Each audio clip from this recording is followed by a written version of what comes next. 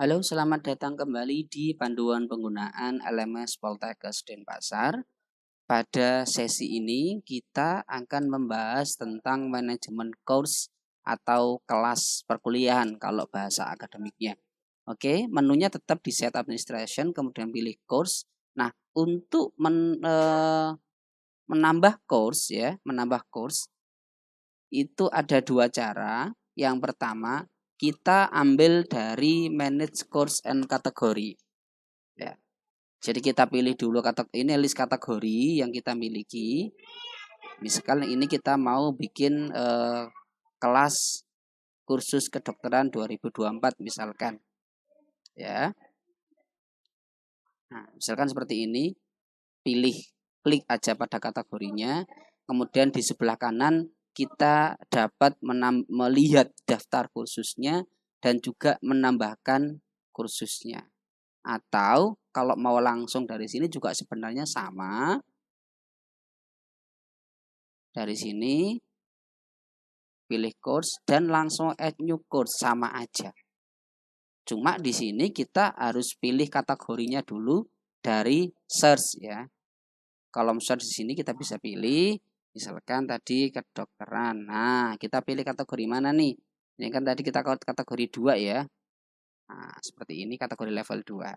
Misalkan kita kasih nama kursnya adalah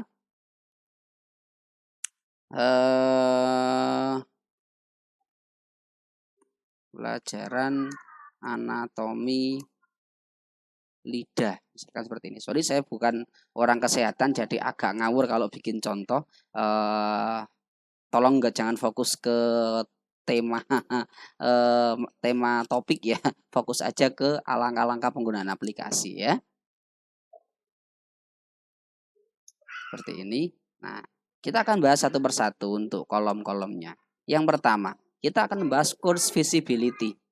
Ini bisa kita show, bisa kita hide ya. Nah, defaultnya adalah show. Kenapa? Karena memang ya namanya bikin kursus ya harusnya ini visible dong atau tersedia gitu ya. Kemudian kita bisa membuat yang namanya start date dan end date. Atau tanggal mulai kegiatan sampai tanggal akhir. Misalkan ini kita mulai dari tanggal 17 dan kita akan mengakhirinya karena ini short course ya. Short course, kita akan mengakhirinya di tanggal 24 misalkan. Seperti ini, seminggu. Nah, kalau ini kita enable, maka nanti di tanggal setelah 24 kursus ini sudah nggak bisa dipakai lagi. Hanya bisa dimonitor, hanya bisa dilihat. Sudah nggak bisa beraktivitas lagi. Dosen atau pengajarnya juga nggak bisa ngasih materi, nggak bisa ada ujian, pokoknya nggak ada aktivitas. Hanya untuk dilihat saja. Tapi kalau ini kita buang checklistnya, maka kursus ini akan berjalan terus-terusan dan aktif selamanya selama visibility-nya show.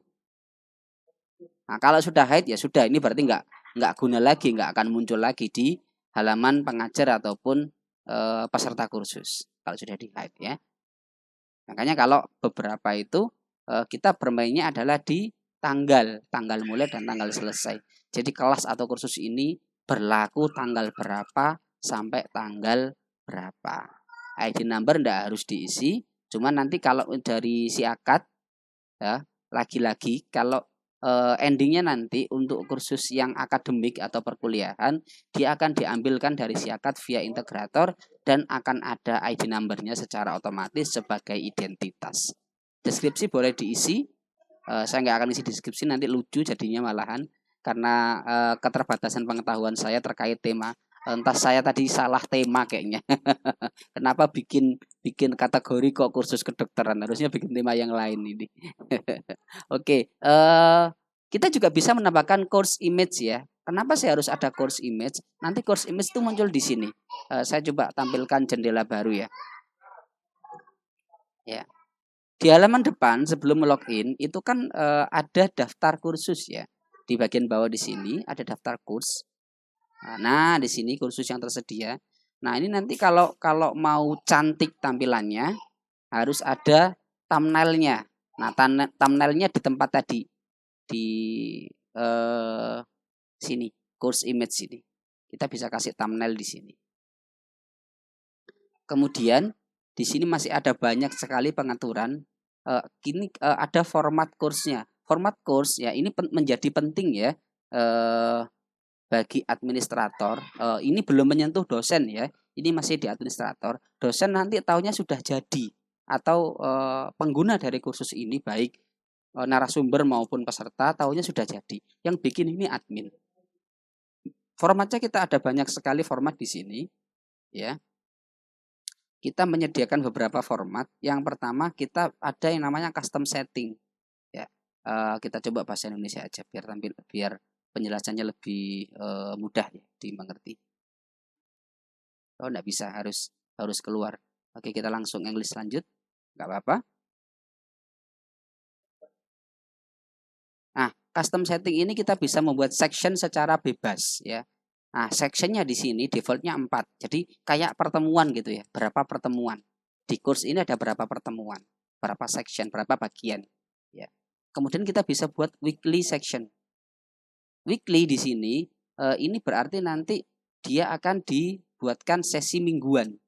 Ada biasanya itu nanti akan ada tanggal-tanggalnya. Ya.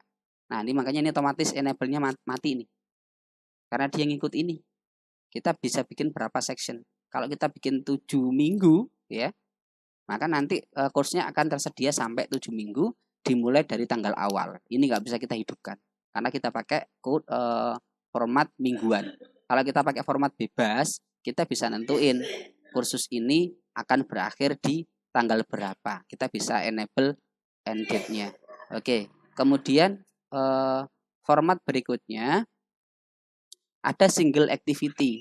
Single activity ini cocok ketika kita ada satu kursus yang memang hanya digunakan satu aktivitas saja. Ya, ini khusus. Jadi ada kursus yang berisi satu aktivitas. Misalkan aktivitasnya forum. Berarti ini satu kursus yang nanti isinya cuma forum. Nggak bisa diisi yang lain. Atau misalkan kita kasih yang lain. Ini kan banyak nih aktivitas nih. Ada kuis misalkan. Contoh. Kita buat kursus, buat satu page kursus yang nanti dipakai untuk ujian misalkan. Ya, kursus loh ya, bukan pertemuan. Kursus untuk ujian misalkan CBT, ya CBT. Kita bisa buat single activity. Maka dalam kursus ini nanti isinya hanya kuis, nggak bisa ditambahkan aktivitas yang lain. Jadi ini gunanya untuk itu. Kalau untuk perkuliahan rasanya nggak mungkin ya single activity, karena pasti nanti aktivitinya beragam. Ada materi, ada diskusi, ada video conference dan masih banyak lagi kalau kuliah. Kemudian ada yang namanya format sosial. Nah, ini nanti kayak itu, kayak media sosial, Facebook, Twitter dan sebagainya. Nanti bisa narasumber melempar topik diskusi dan itu nanti kayak update status ya. Kayak IG, Facebook, X, intinya kan media sosial gitu ya. Update atau post sesuatu kemudian dikomentari atau didiskusikan. Kita bisa atur diskusinya berapa discuss ya. Kemudian ada lagi yang namanya format advisor. Advisor ini format custom dari plugin eksternal ya, yang dia memang sebenarnya mirip kayak format weekly ya atau format bebas, weekly atau bebas, di mana nanti ada berbagai macam aktivitas yang ada di dalamnya. Cuma di sini dia punya layout sendiri, bedanya situ. Dia punya custom layout. Ya. Jadi punya tampilan yang unik, dia punya tampilan yang khas yang memang dibuat oleh advisor. Nah, jadi hanya beda di layout aja. Kalau urutannya atau teknisnya sama kayak ketika kita bikin weekly atau custom section.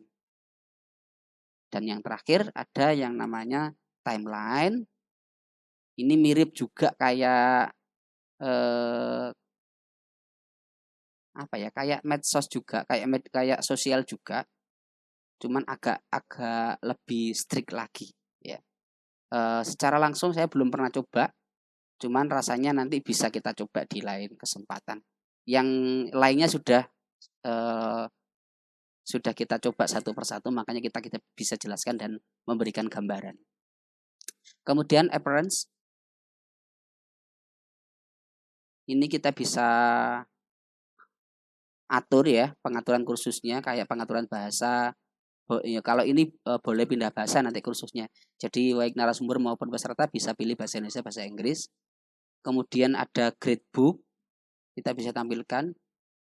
Kemudian activity report, ini biasanya aktivitas reportnya. Jadi kayak gini, misalkan nih ada 3 pertemuan kalau kuliah ya. Nah, nanti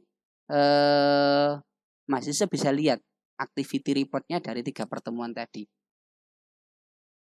Kalau dipilih yes ya. Kalau dipilih no ya enggak perlu. Ada activity date. Jadi nanti di aktivitasnya itu bisa dilihat waktu pelaksanaan aktivitasnya itu bisa dipantau ya. Kemudian file and upload. Nah, ini jadi penting Bapak Ibu. Kenapa kok saya bilang penting? Di sini akan kembali ke kondisi itu ya, kondisi lapangan ya.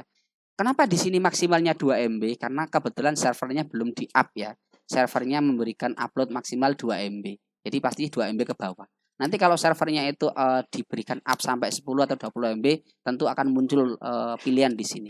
Nah, biasanya hal ini harus dipakai untuk memaksimalkan penggunaan storage servernya. Kalau ini terlalu di loss misalkan max uploadnya 10 MB atau 20 MB, tentu nanti servernya akan cepat penuh ya. Kemudian ada completion tracking ya.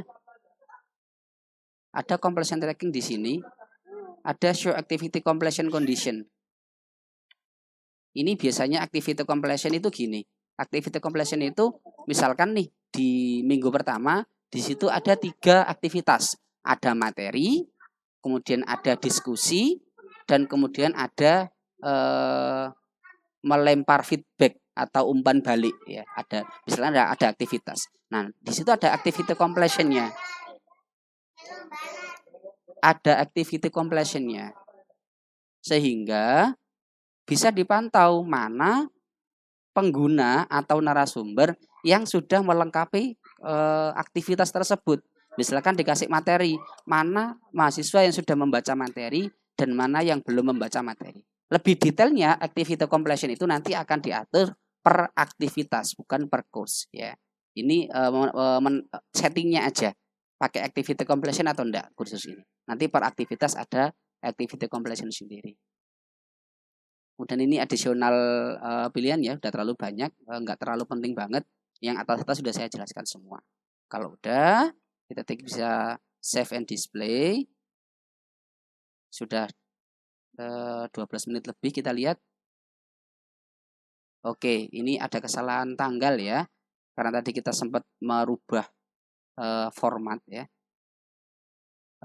Waktu berakhir kurs itu harus lebih tinggi dari start date ya. Kita kembali ke 24. Kemudian kita simpan. Nah, oke. Di sini tadi kita bisa edit ya.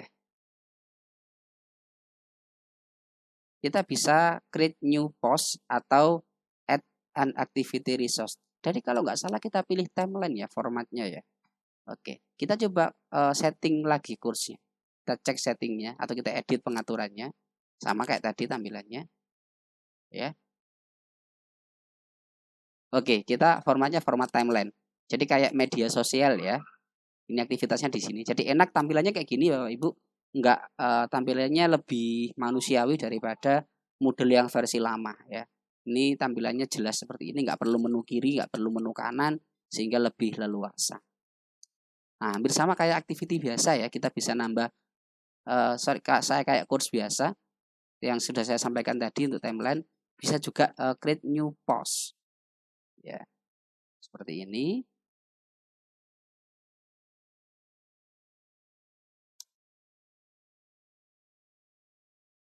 Kita save. Oh, dia nggak mau save. Nampaknya belum di support dengan baik untuk jenis timeline ya.